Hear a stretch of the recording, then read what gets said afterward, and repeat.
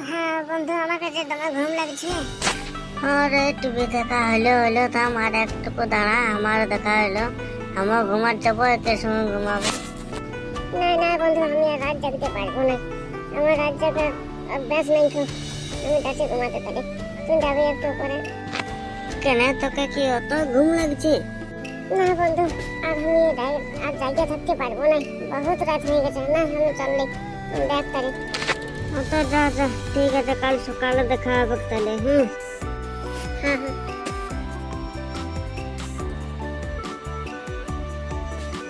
না না, আমাকে ঘুমাতে যেতে হবে। কেন না, অতক্ষণ টিভি দেখাটা ভালো নয়। কাশীনাথ, এ কাশীনাথ, আয় আয়, বসে কিনে তোর সঙ্গে একটা কথা আছে। কি কথা আছে বন্ধু?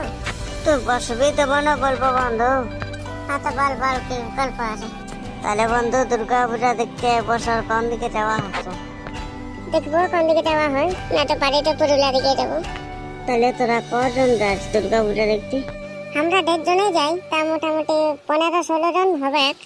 তাহলে তোদের সঙ্গে আমাকেও লাগবে দুর্গা পূজা দেখতে? হ্যাঁ তো লাগবো লাগবো। তাহলে তুই প্যান্ডের মতো মালে নিবি না?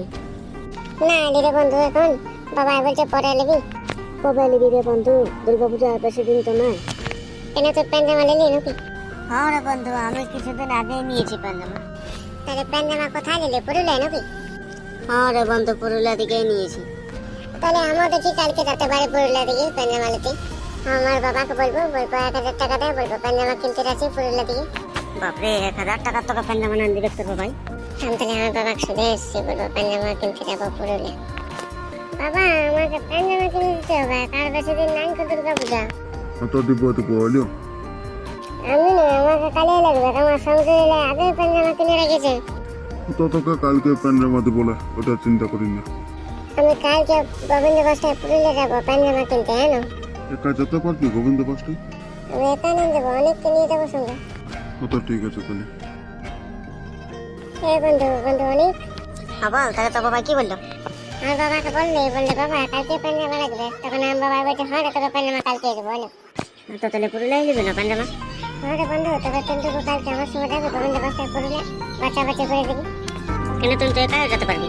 না রে বন্ধু, বাবা পাঠান দিচ্ছে না, বলছে একটা সঙ্গে নিয়ে যা, না তো তোকে না যেতে হবে। ও হ্যাঁ, তো চ, তোর সঙ্গে আমি যাবো তাহলে।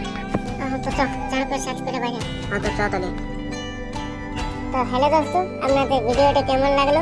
যদি ভালো লাগে থাকে তাহলে লাইক কমেন্ট শেয়ার করে দেবেন, আর পাশে থাকার জন্য চ্যানেলটিকে সাবস্ক্রাইব করে রাখুন। ধন্যবাদ।